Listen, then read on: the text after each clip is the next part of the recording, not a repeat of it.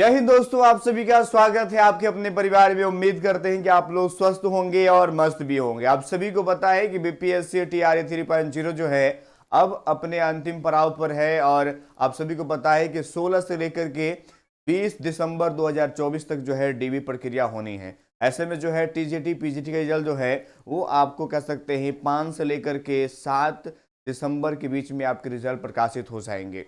वही सबसे बड़ा सवाल इन दिनों जो है एक चीज को लेकर के चल रहा है, सी टेट में 82 या 83 नंबर को लेकर, क्योंकि ये विवाद टीआरई 1.0 से शुरुआत होता है।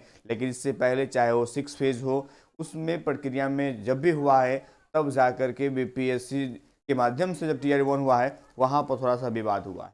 लेकिन हम 6 फेज की बात करेंगे तो वहां पर 82, और उससे पहले 2017 में जब बी टेट हुआ था वहां पर भी 82 यानी 55% को राउंड ऑफ फिगर में लिया गया था। लेकिन विवाद खड़ा होता है टीआरई 1.0 से, जहां पर जो है अरवल जिला में जो है, जहां पर डीओ के माध्यम से ये कहते हुए कुछ अभ्यर्थियों का डीबी रोक दिया जाता है कि आपके नंबर जो है वो 55% नहीं है, यानी सारे 82 नंबर, यानी आपको 83 नंबर चाहिए। ऐसे में जो है अभ्यर्थी जो है पटना जो है न्यायालय का सहारा लेते हैं वो अभ्यर्थी, और पटना न्यायालय ने इस बात को शिक्षा विभाग पर छोड़ देता है कि वो आपको 5% से एक्स्ट्रा छूट दे या ना दे। ऐसे में जो है मामला बिगड़ता है और शिक्षा विभाग ने इस बात को खारिज करता है और उस अभ्यर्थी को कह सकते हैं कि जॉब से बाहर यानी डीबी ही नहीं करवाता है। और ये लेटर आपको दिख रहा होगा। ऐसे चीजों को लेकर के जो है अभ्यर्थी लगातार मैसेज कर रहे हैं कि हमारा 82 नंबर है, क्या हमको दिक्कत है।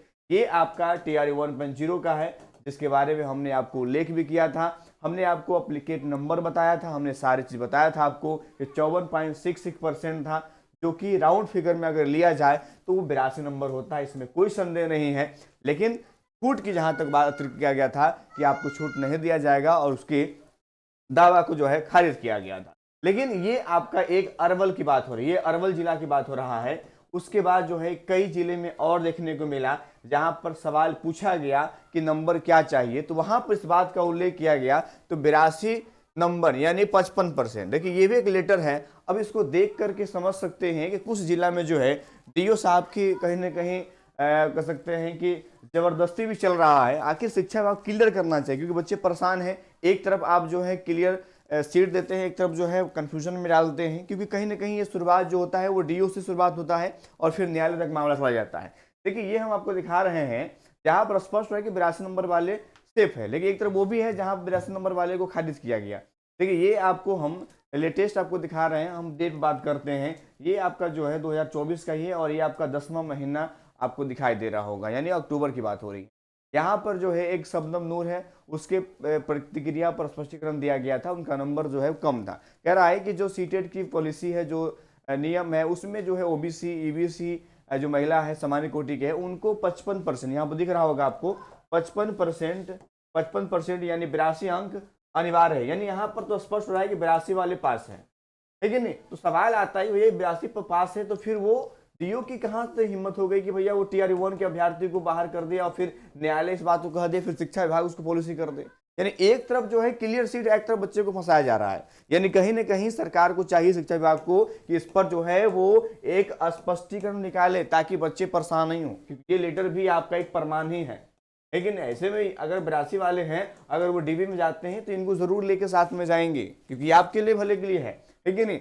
और 75 अंक वाले पर बिहार राज्य परीक्षा पात्रता में उत्तीर्ण नहीं मानी जा सकती है। यानी उनको कहा जा रहा है कि 75 नंबर जो है वो आपका एससी एसटी के लिए है, इसलिए आपको उत्तीर्ण नहीं माना जा सकता है। बाकी जो है ये आपको दिया गया था स्पष्टीकरण के लिए। यानी इससे यह स्पष्ट हो रहा है कि 82 नंबर जिनका है वो बिल्कुल सेफ है इनके अकॉर्डिंग। और एक वो परिप्रेक्ष्य जो भी हमने बताया, क्योंकि हम हमेशा दोनों पहलू की बात कर लेते हैं, तो 82 वाले जो हैं उनको थोड़ा सा रिलैक्स फील करेंगे। और ये जो आपको जरूर लेके जाना है, अगर मान लीजिए किसी तरह की क्या है ना, कहीं कहीं के डीओ जो है बड़ा खतरनाक होते हैं, तो उनको दिखाने के लिए आपके लिए जरूरी रहेगा। वही जो है बीपीएससी टीआरई 4.0 जो है वो आपको जनवरी के एंड में आपको नोटिफिकेशन देखने को मिलेगा, क्योंकि ये बहुत बड़ी बात है उन अभ्यर्थियों के लिए जो टीआरई 1 हो, चाहे टीआरई 2 हो, चाहे टीआरई 3 हो, उनमें सफलता नहीं मिला है तो आपके लिए अंतिम मौका है। रखिएगा, अंतिम मौका है। अगर इस मौका को आप चुकते हैं तो इसकी जिम्मेदार आप स्वयं होंगे।